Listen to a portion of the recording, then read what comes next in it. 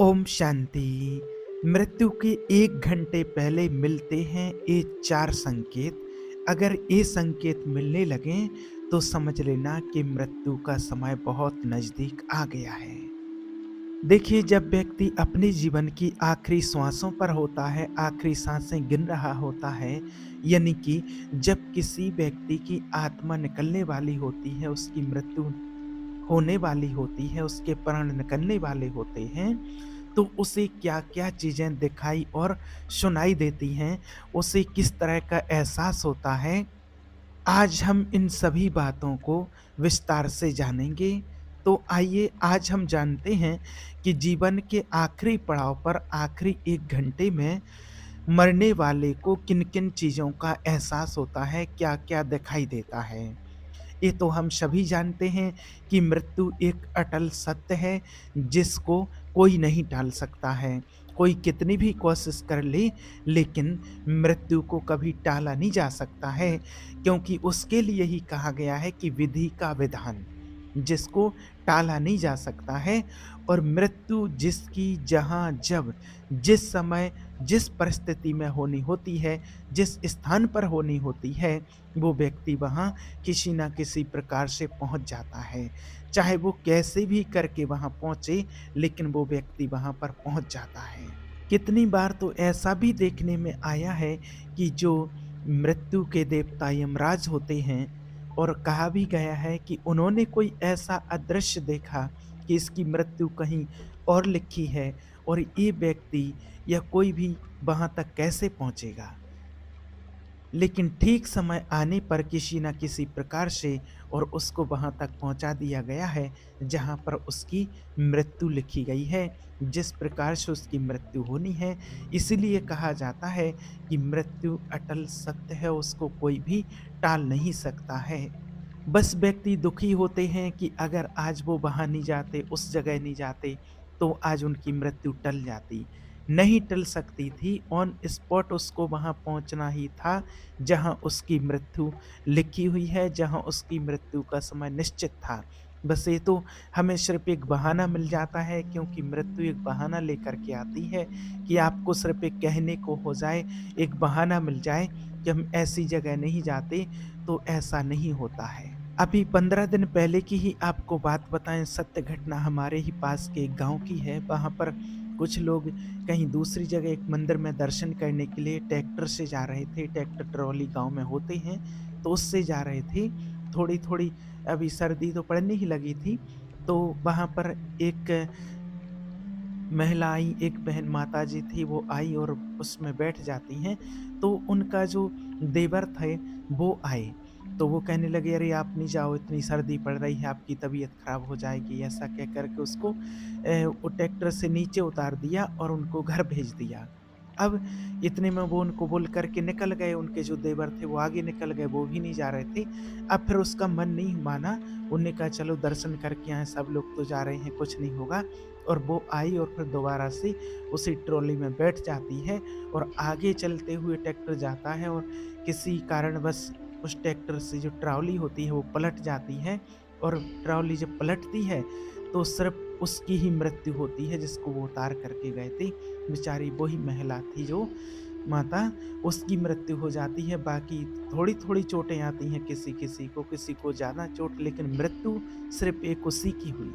तो सोचिए कि उसको घर भेज दिया, उतार दिया, लेकिन उसकी मृत्यु थी, क्योंकि वहाँ तो उसकी मृत्यु अटल थी, वहाँ होनी ही थी, उसका समय आ गया था, इसलिए उसको कुछ दिखाई नहीं दे रहा था। बस वहाँ जाना है, दर्शन करना है, पहुँचना है, बस यही चीज़ें उसको दिखाई दे रही थीं। तो आज हम आपको बताएँगे जन्म और मरण से रिलेटिव कुछ खास बातें, कि जब व्यक्ति अपने जीवन के एकदम आखिरी पड़ाव पर पहुंच जाता है, यानी कि जब वह मरने वाला होता है, तो उसे किन-किन चीज़ों का एहसास होता है। सबसे पहला देखिए, जब व्यक्ति आखिरी सांसें ले रहा होता है, वो आखिरी पड़ाव पर होता है, तो सबसे पहले उसको उन लोगों का साया दिखाई पड़ने लगता है, आस-पास नज़र आने लगता है, जो पहले ही इस दुनिया से जा चुके हैं। वो उनके संबंधी हो सकते हैं, उनके प्रियजन हो सकते हैं, परिवार वाले हो सकते हैं, उनके रिलेटिव कोई भी हो सकते हैं जो इस दुनिया से जा चुके हैं और उनका साया उस व्यक्ति को नज़र आने लगता है। उसको ऐसा एहसास होने लगता है कि मानो वो लोग उस व्यक्ति को अपने पास बुला रहे हों, उसके आस-पास खड़े हों। ऐसा माना जाता है कि मरने वाले को ऐसे संकेत इसलिए मिलते हैं ताकि वह अपनी आखिरी इच्छा अपने परिजनों को बता सके, क्योंकि आपने भी ऐसा सुना होगा कि आखिरी में कई व्यक्ति ऐसे चले गए हैं जो अपनी कोई भी इच्छा अपनों से जाहिर नहीं कर पाए हैं। दूसरी बात ये भी बताया गया है कि जब मृत्यु का समय बहुत नज़दीक होता है तो उस व्यक्ति को एक रहस्यमयी द्वार दिखने लगता है। कुछ लोगों को उस द्वार से प्रकाश की किरणें निकलती हुई नजर आती हैं, तो कुछ लोगों को उस द्वार से आग की लपटें हुई निकलती दिखाई देती हैं। कोई व्यक्ति गंभीर रूप से अगर बीमार है और ऐसा कुछ अगर उसको दिखाई देने लगे तो समझ जाना चाहिए, परिजनों को समझ जाना चाहिए कि अब वह व्यक्ति उनका साथ छोड़ने वाला है, अब बस वो कुछ ही समय का मेहमान है और ऐसे में उस व्यक्ति की आखिरी इच्छाएं उसकी जानना शुरू कर देनी चाहिए। जब व्यक्ति का आखिरी समय होता है तो उसको एकदम नकारात्मक नेगेटिव ऊर्जा घेर लेती है, उसको कुछ नहीं दिखाई देता है, कभी-कभी उसको अंधकार सा ही दिखाई देता है, उसे कुछ समझ में नहीं आता है कि मेरे साथ क्या हो रहा है। और कभी-कभी किसी व्यक्ति को तो यमदूतों के आस-पास होने का भी एहसास होने लगता है। जब ऐसा होने लगे तो समझ लेना चाहिए कि अब कुछ ही साँसें इसकी शेष रह गई हैं। और आपने कई लोगों को ऐसा भी कहते हुए सुनाई दे दिया होगा, सुना होगा आपने कि जब मृत्यु नज़दीक आती है तो व्यक्ति को उसकी परछाई भी नज़र नहीं आती है, उसको कुछ भी दिखाई नहीं देता है। तो आपको बता दें कि ये सिर्फ एक कहावत नहीं है, इसमें सत्य भी है कि व्यक्ति का समय जब नज़दीक आ जाता है, मृत्यु का समय निकट आ जाता है, तो उसको पानी, शीशा या घी तेल में अपनी परछाई दिखाई नहीं देती है। ऐसा होने पर तुरंत समझ जाएँ कि अब अधिक समय शेष नहीं रह गया है। जब व्यक्ति का आखिरी वक़्त करीब आता है, तो उसे अपने बीते हुए कल के अच्छे और बुरे कर्म उसके सामने अचानक से आने लगते हैं। उसको सब कुछ अपने जीवन काल का समय का चक्र पूरा याद आने लगता है कि मैंने क्या किया है, क्या नहीं किया है। और कई बार ऐसा भी होता है कि अपने मन में दबी हुई इच्छाएं व्यक्ति अपने परिजनों को बताना चाहता है जो उसने आज तक किसी से साझा नहीं की हैं। ऐसा होने पर आपको उस व्यक्ति की बातें धैर्यपूर्वक सुननी चाहिए और उनकी आखिरी इच्छाएं पूर्ण करनी चाहिए। इधर व्यक्ति का जब नज़दीक समय होता है, निकट समय होता है, तो उसको अपना पूरा जीवन काल चक्र याद आता है और दूसरी तरफ परिवार के लोग क्या करते हैं, उसको गीता या गरुड़ पुराण सुनाते हैं। अब गरुड़ पुराण सुनाना अच्छी बात है, ठीक है, उसको सुनना चाहिए, समझना चाहिए और जो गरुड़ पुराण में बताया गया है, उसको अपने जीवन में अमल में लाना चाहिए। लेकिन आपको बता दें कि जब व्यक्ति का अंतिम समय होता है, उस टाइम पर जैसे कि आपको बताया है कि उसके पूरे जीवन का जो काल चक्र होता है, जीवन चक्र होता है, उसने क्या-क्या किया है, वो सारी याददाश्तें उसके सामने आने लगती हैं। उस टाइम पर ऐसी हालत होती है कि व्यक्ति कुछ भी सुनने और समझने की क्षमता नहीं रखता है, सुनने समझने की क्षमता उसकी कम हो जाती है। अब ऐसे समय पर उसको गरुड़ पुराण सुनाने से क्या फ़ायदा हो सकता है? क्योंकि उस टाइम पर अगर उसको कुछ सुनाई भी देता है, तो वो सुनना नहीं चाहता है, क्योंकि ऐसे समय पर तो उसके दोबारा ही किए हुए कर्मों का जो नतीजा होता है, जो उसने कर्म किए हैं, वो सारे उसके सामने आने लगते हैं। अब जो परिवार वाले होते हैं, वो अपना कर्तव्य फ़र्ज़ समझ करके और उसको सुनवाते हैं गरुड़ पुराण और उसको कोई मतलब नहीं होता है। वो कई बार तो ऐसे भी लोग होते हैं कि उनको सुनाई ही नहीं देता है, पहले से ही कम सुनाई देने लगता है, अब ऐसे में वो गरुड़ पुराण नहीं सुन पाते हैं। और जो परिवार वाले, रिलेशन वाले होते हैं, जो वहाँ बैठे रहते हैं, वो ये समझते हैं कि ये तो मरने वाले के लिए सुनाया जा रहा है। जो सुनाने वाले होते हैं, वो अपना फ़र्ज़ समझते हैं कि हमको यहाँ बुलाया गया है कि आपको गरुड़ पुराण सुनाना है। तो ना तो जो मरने वाला है वो सुनता है, और ना सुनाने वाले उस पर ज़्यादा ध्यान देते हैं, और ना सुनने वाले जो और उनके परिवार वाले मित्रजन बैठे होते हैं वो भी नहीं ध्यान देते हैं। लेकिन हर किसी को उन बातों पर ध्यान देना चाहिए, अटेंशन देना चाहिए, और अपने जीवन में उतारना चाहिए कि आखिर ऐसी-ऐसी सज़ा मिलती हैं, और इन सज़ाओं से बचने का मार्ग खोजना चाहिए, और सत्य के मार्ग पर चलना चाहिए। मृत्यु के बाद क्या होता है? क्या उसको सभी दुखों से मुक्ति मिल जाती है, या फिर इस संसार को छोड़ने के बाद किसी दूसरे संसार में उसकी एक और यात्रा शुरू होती है? कई बार ऐसे सवाल हमारे मन में आते हैं। आपके मन में भी अगर मृत्यु के बाद के संसार की जानने की इच्छा होती है, तो आज आपको इस रहस्य के बारे में बताते हैं। देखिए, मृत्यु के बाद क्या होता है और आत्मा को किस मार्ग से गुजरना पड़ता है, इसके लिए गरुड़ पुराण में बहुत सारी बातों का वर्णन किया गया है। गरुड़ पुराण में बताया गया है, मृत्यु के बाद का संसार बहुत ही रहस्यमय होता है। पृथ्वी पर मौत के बाद आत्मा को यमलोक में जाना पड़ता है, ऐसा दिखाया गया है। लेकिन यमलोक जाने के बाद भी और व्यक्ति की आत्मा फिर वापस लौटती है पृथ्वी पर, ऐसा बताया गया है। गरुड़ पुराण में जीवन के ऐसे ही रहस्यों का वर्णन है। मृत्यु के दरवाजे पर खड़ा व्यक्ति का गला सूखने लगता है, उसकी त्वचा से नमी भी सूखने लग जाती है, उससे अपना शरीर हल्का लगने लगता है, और आंखें सुकून की तलाश में बंद होने लगती हैं। मृत्यु के समीप खड़े व्यक्ति को आवाज़ें आनी भी बंद हो जाती हैं। वो बोलना तो बहुत कुछ चाहता है, लेकिन उसका गला जैसे कि जाम हो जाता है। अंतिम समय में कई बार व्यक्ति बहुत कुछ बोलना चाहता है, लेकिन उसकी आवाज़ें बंद हो जाती हैं।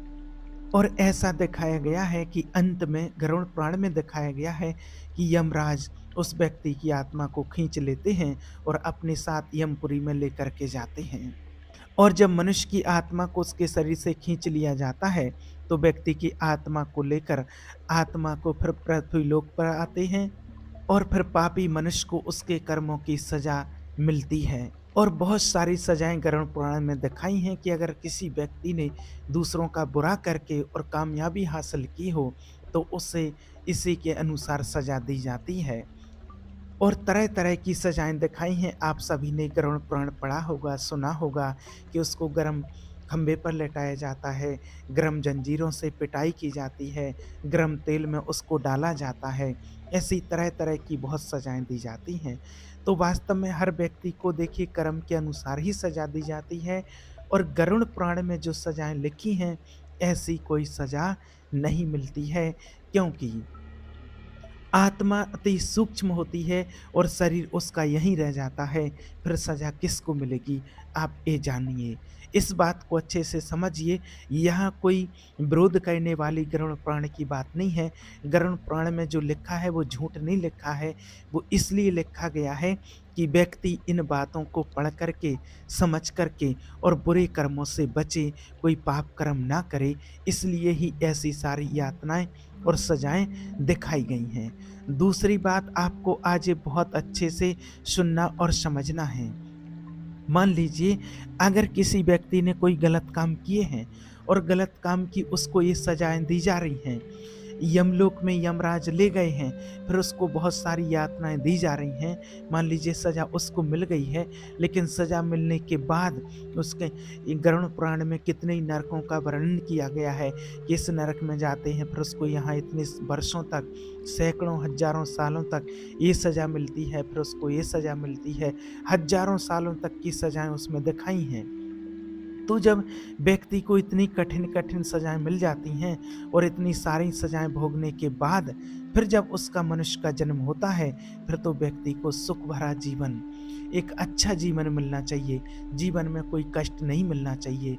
फिर जब व्यक्ति, आपने यहाँ देखा होगा, जन्म लेता है और जन्म लेते ही साथ बीमार, उसका ट्रीटमेंट शुरू। कई ऐसे बच्चे होते हैं जो महीनों तक आईसीयू में ही एडमिट हैं। किसी के नाक में से नली डली है, किसी को श्वास जा रही है, किसी को कोई बीमारी, जन्म नहीं हो पाया, ट्रीटमेंट शुरू। जब इतनी सारी कड़ी सजाएँ भोग कर के आया है, वो आत्मा पहले ही इतनी सारी सजाएँ भोग कर के आई है, फिर यहाँ तो उसको सुख भरा जीवन मिलना चाहिए, लेकिन फिर भी जन्म लेते ही साथ उसको कष्ट मिलना शुरू। और जन्म हुआ और व्यक्ति, आज देखिए दुनिया में कोई भी व्यक्ति सुखी नहीं है, कहीं बीमारियां लगी पड़ी हैं, कहीं कुछ लगा पड़ा है। आज आपने ऐसे ऐसे लोग देखे हैं जिसको कहीं पैरालिसिस हो गया है, जिसको कोई माना उसको कोई सुध बुध नहीं है, लेटरिन बाथरूम में पड़ा है, वो दिन दिन भर पड़ा है, कितनी गंदगी में पड़ा है, किसी के हाथ पैर टूट गए हैं, एक्सीडेंट है, और वो महीनों तक पड़े हैं हॉस्पिटल में, कष्ट भोग रहे हैं, दर्द भोग रहे हैं, तकलीफ भोग रहे हैं। और कई तो पैरालिसिस के कारण 6-6 महीने, 1-1 साल तक डले हैं। हमने ऐसे-ऐसे लोग देखे हैं कि उनके कोई पास नहीं जाना चाहता है, कैंसर के कारण बदबू आने लगी, कीड़े पड़ गए हैं उनको, ऐसी बदबू आ रही, सोइलिंग आ गई है चेहरे पर, उनके कमरे में कोई जाना नहीं चाहता, इतनी गंदी बदबू आ रही है, महीनों तक डले हैं। तो आप सोचिए, एक विचार करने की बात है। हम किसी भी धर्मशास्त्र का विरोध नहीं करते हैं, लेकिन आपको एक बात सोचने के लिए बोलते हैं कि अगर इतनी सजाएँ यहाँ व्यक्ति भोग रहा और उसके बाद फिर गरुड़ पुराण में इतनी सजाएँ जो दिखाई हैं, तो फिर ये दोनों बातें सत्य कैसे हो सकती हैं कि या तो गरुड़ पुराण में जब सज़ा मिल गई है तो यहाँ बहुत सुख पूर्वक जीवन व्यतीत करना चाहिए। अगर तो देखिए, इसलिए वहाँ कोई सज़ाएँ नहीं मिलती हैं। जब व्यक्ति की मृत्यु होती है, तो यहाँ से जब आत्मा शरीर छोड़ती है और शरीर छोड़ कर के आत्मा दूसरे घर में प्रवेश करती है, और उसने जैसा कर्म किया होगा उसी के अनुसार ही उस आत्मा को फिर वैसे ही घर में जन्म मिलेगा, और जैसा कर्म करता है तो वैसे ही उसको सज़ा मिलती है। और आज यहाँ दुःख, तकलीफ, परेशानियाँ, बीमारियों का सामना, कितनी सारी तकलीफ आज व्यक्ति सहन कर रहा है, तो ये सारी सज़ाएँ उसको यहीं पर भोगनी पड़ती हैं। जो कर्म करता है, जैसा कर्म करता है, उसको वो सारी सज़ाएँ यहीं भोगनी पड़ती हैं। इसलिए कहते हैं कि कर्म हमेशा अच्छे करो, सोच समझ कर के करो, नहीं तो इनका एक ना एक दिन सामना सज़ाओं का ज़रूर करना पड़ेगा। तो यहाँ पर इतनी जो यातनाएँ और जो सज़ाएँ मिल रही हैं, ये कोई गरुड़ पुराण की सज़ाओं से कम नहीं है। इसलिए गरुड़ पुराण में लिखा गया है, ये सभी के लिए है, कोई मरने वाले व्यक्ति के लिए गरुड़ पुराण नहीं सुनाया जाता। ये सभी के लिए है कि उसको पढ़ के, समझ कर के और अपने कर्मों को सुधारें और अपने कर्मों को श्रेष्ठ बनाएँ और इन्हें बुरे कर्मों की सज़ाओं से बचें।